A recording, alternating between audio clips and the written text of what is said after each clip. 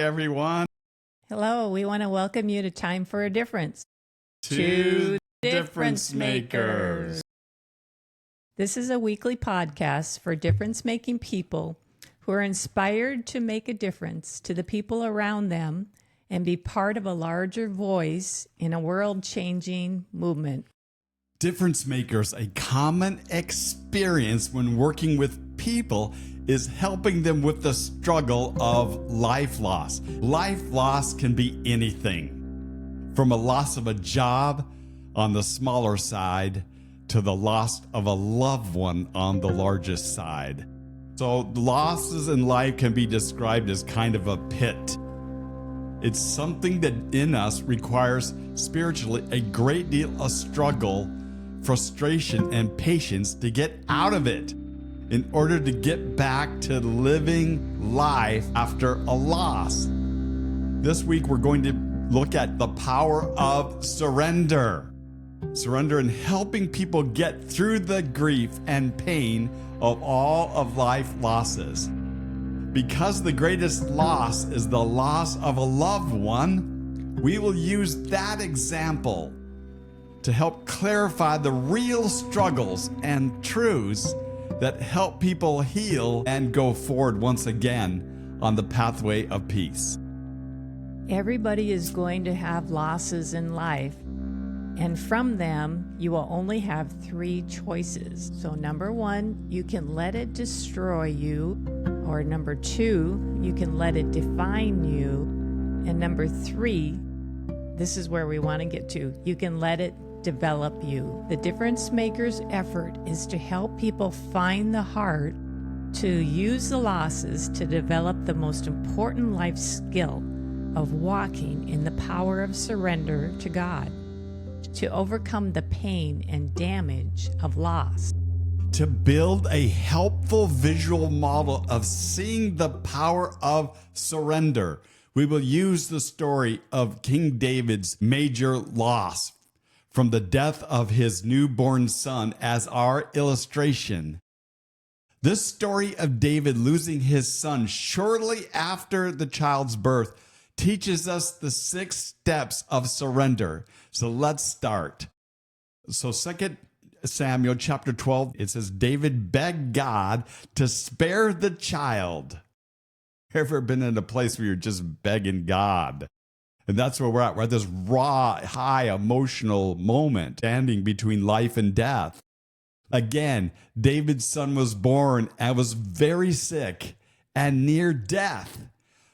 What's David doing? He's freaking out in desperation, lying on the floor, crying and begging God in prayer to heal him. You ever been in that desperate place of praying like that? It says David begged God to spare the child. He went without food. He's fasting. He's doing all he knows what to do. And it says he lays all that night on the bare ground. King David's advisors are pleading with him to eat, but he refuses. Then on the 7th day, the baby died. David's advisors were afraid to tell him. Of course they were. They saw how this was tearing at his heart. What's he going to do to himself when we tell him they're thinking? But when David saw them whispering, he realized that the baby was dead. So when it comes to losses, your most important choice is the first choice. Will you choose to let this loss destroy you, define you, or develop you? Difference makers, you need to know that only the develop you choice leads to healing and a healthy life. So how do you help people find this choice? The first step to surrender to get on the pathway to peace is to accept what cannot be changed. We have to accept what cannot be changed. People's first response to loss is typically, I don't believe it. It's denial. Why? Because our minds act to protect you from a damaging emotional explosion by creating the shocking to numb you from reality. But slowly reality will start to set in and then the denial will end. That's when we need to surrender, to accept what cannot be changed. 2 Samuel chapter 12, verses 22 through 23. David fasted and wept while the child was alive. For I thought perhaps the Lord would be gracious and let the child live. But why should I fast when he is dead? Can't I bring him back again? What is David doing here? He's suffering and accepting the reality of what cannot be changed. I like that he had a lot of faith in God and looked at God's heart and said, I'm still believing for a miracle. And so we should always have that. But there is that time when you have to accept what cannot be changed. In whatever loss you've had in life, the first step to peace you need to take is to surrender to accept what cannot be changed. Accept it doesn't mean you stop caring. It doesn't mean that you won't hurt anymore. And what's worse, when you think that what happened is good, that's not the first place to go to. None of these beliefs is acceptance. Acceptance simply means I surrender to the reality that I can't change it. That's the surrender. I surrender to the reality that I can't change it. Here's an important difference maker question to help you find what losses are stopping people from moving forward. This is so common in difference making. We deal with people's losses and why they're stuck at where they are. And here's the golden loss question. The golden loss question. What do you need to accept that's over in your life? Maybe it's a job or some relationship loss. The goal is to help people accept that this season of your life is over so that they can begin to let go. That's why this surrender is so important. It's this place they can begin to let go. The only way we can begin to let go again is surrender. Do you see the power of surrendering here? All good things and bad things in life are seasonal. The past is past. Some people's dreams haven't happened, and it may be a time for that person to accept that it's over. And do what? And to quit? No. Begin the process to dream a new dream and vision for their life. The second step to surrender is remember, it's not the end of the story. Loss is not the end of the story. When we experience devastating loss of some kind, it's normal to feel like nothing good can ever come from it. King David, after the loss of his son, was able to grow his faith of heaven that was ahead. In 2 Samuel chapter 12, verse 23, said this about his son, I will go to him one day, but he cannot return to me. David surrendered his son to God and accepted that his son would never be with him on this earth, but he was confident that he would be reunited with him in heaven. Death is not the end of the story. Did you hear that, folks? Death is not the end of the story. Grab that. Your faith brings you to that conclusion. You live by that conclusion. And this is the place where it is tested. Death is not the end of the story. Now, even when our faith sees that something is not the end of the story, that doesn't mean that you're not going to have moments of doubt. You are. But we got to hold on to that truth in a stronger way than to the doubts. That is the time when you need to tell the Lord, I believe, but help my unbelief. Those people out there in the branch of faith that think that they can never admit that. But here we see there's nothing wrong with your faith in a prayer, praying a prayer like this one. And how do we know? Because Jesus accepted that prayer from a father and he healed his demonized son. So all you brave faith people that can't say the wrong thing, that kind of shoots a hole in that one. Jesus just wants the honesty, and he can use our doubts to bring us to faith. you will learn that God is never content to end our story in ashes. God promises that he will bring beauty from ashes.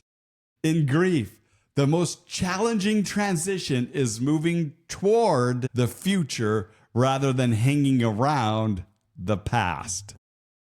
It is common for people to get stuck in the present. Now, why? Why do people get to this place? Most people don't want to leave the past because that's where their loved one was. We can't also envision a happy future without them, so we don't want to think about the future. Do you see why you get stuck in the present and how this will interfere with you dreaming ahead? So we tend to stay in the uncomfortable state of limbo in the present until you surrender the loss to God, because it just doesn't work in your life anymore. When people surrender their loss to God, some people feel a sense of guilt for even looking into the future. They're thinking, if I move into the future, I might forget about them. Well, your future often looks uncertain, unmeaningful, or precarious.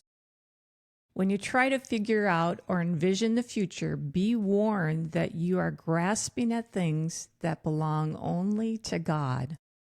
No matter how we paint it, all forms of worry is doubt about God's love and promises to care for you. Whenever you find yourself worrying about the future, Jesus says, stop, repent, and surrender the future to me. Trust me to open up the way before you as you go. Third step of surrender is take care of yourself. 2 Samuel chapter 12, verse 20. Then David got up from the ground, washed himself, put on lotions, and changed his clothes. After his son died, King David does what? He gets off the ground and he puts himself back together again. Have you ever noticed that grief and loss have a way of removing that desire to take care of yourself? You think in your mind, and it's understandable, who cares what I wear or if I shower or brush my teeth today? Eating can even feel completely immaterial. But here's the tough one. Sleep, of course, becomes a challenge, and exercise sounds ridiculous.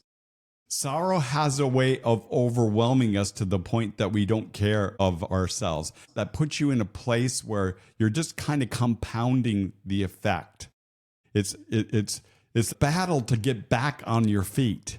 See, King David gives us this concrete example of how we can gradually begin to respond to life again. First is by accepting what he couldn't change. But second, he had faith that knew that this wasn't the end of the story, that each day he was a day closer to being reunited with his son. He chose to live in the tension. We're talking about a tension here of both grieving and living. And I want you to get that today. That's what we're talking about. The tension between grieving and living. So those who think that we're not giving you much time to grieve, that's against what we've talked about. He decided to let grief happen in his emotions. He decided that. So he cried when he needed to cry. But also this, and this is what we're after today, he also chose to live by taking care of his life physically. The fourth step to surrender is refocus on God through worship. You need to know God will help us to worship, even as difficult as it might feel and believed to even be possible. In 2 Samuel chapter 12, verse 20, then he, David, went to the tabernacle and he worshiped the Lord. David said in Psalm 73, verses 16 through 17, tried to understand all this, but it was too hard for me to see until I went to the temple of God. David knew that worship can expand our spiritual insight, understanding, and help us receive comfort from God. So he got off the ground and he headed straight to God's house. The temptation in our grief is to turn away or run away from God because we feel angry and we figure in some way God is responsible to let it happen. In the short term, these emotions are totally understandable, but for long term, it will be damaging to your life health. At these times is when we have to know how to surrender these feelings and the blaming to God and figure out how to worship again. God will never abandon you in your anger, grief, and doubts. But you need to know these emotions tend to cloud your heart and spirit from what you need. You need to receive the spiritual insight and comfort that God longs to give you. If you don't surrender your heart back to worship, it will be hard for you to recognize where God is working to bring healing to your life. David went to God's house to worship. You think he felt like it? No way. A place of worship is, of course, not just about the building.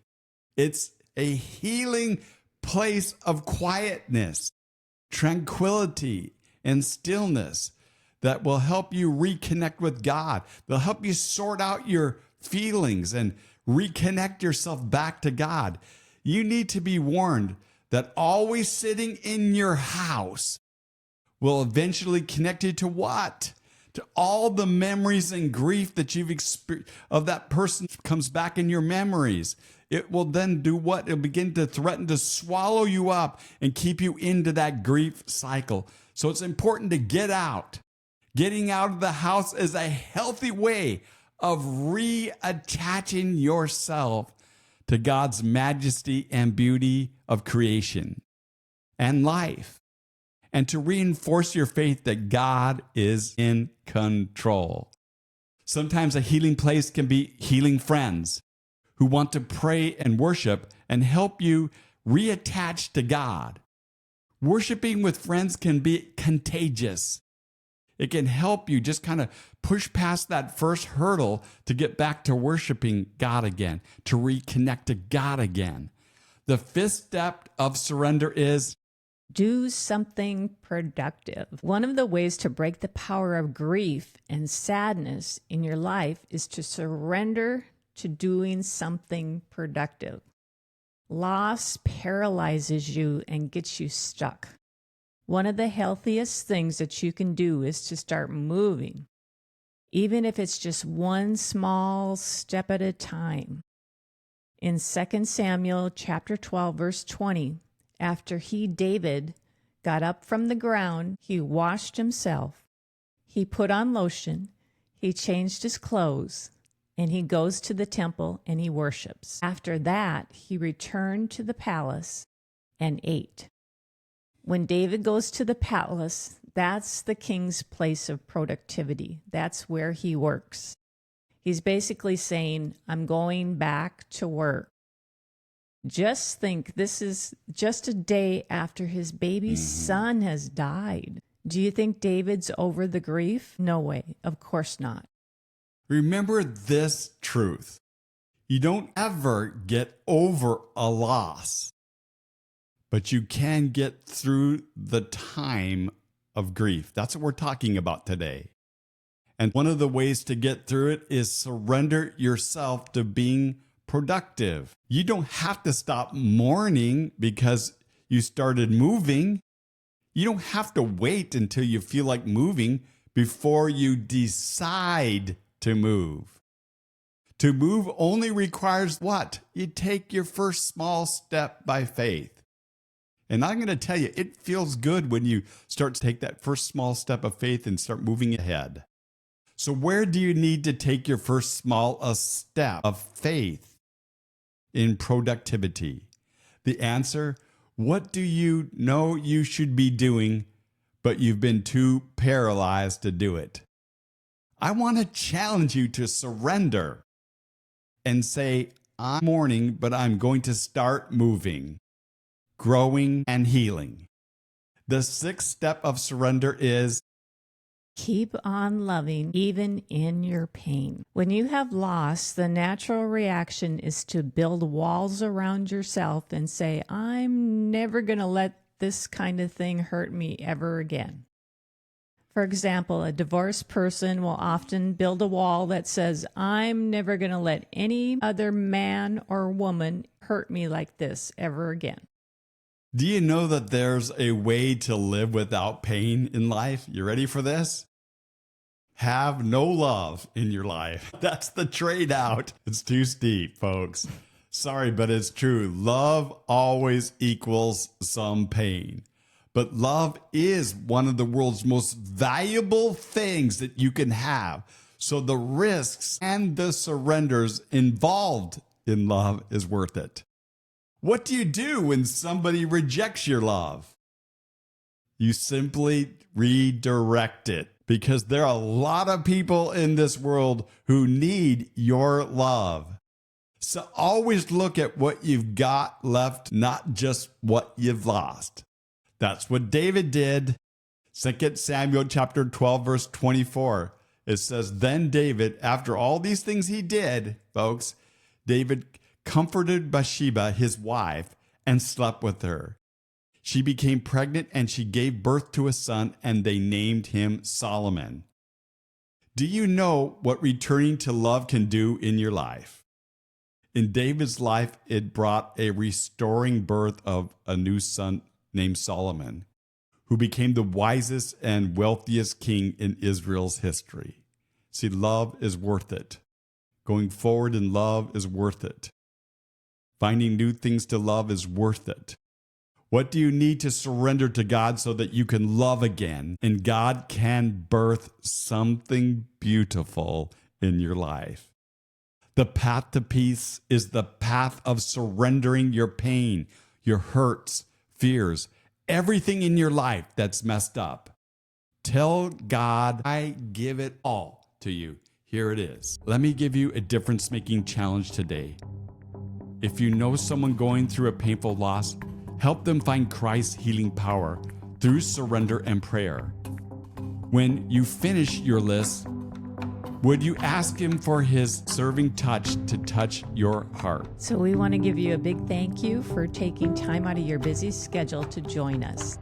And I would ask, if you like this podcast, would you please consider joining our community and hit the subscribe tab? You can also find and follow us on Facebook, YouTube, Instagram, and X. We would love to hear from you. If you have a heart to be part of our difference-making podcast and outreach, please consider a donation at our Buy Us a Coffee link below. Keep it up, difference makers. Our world depends on you.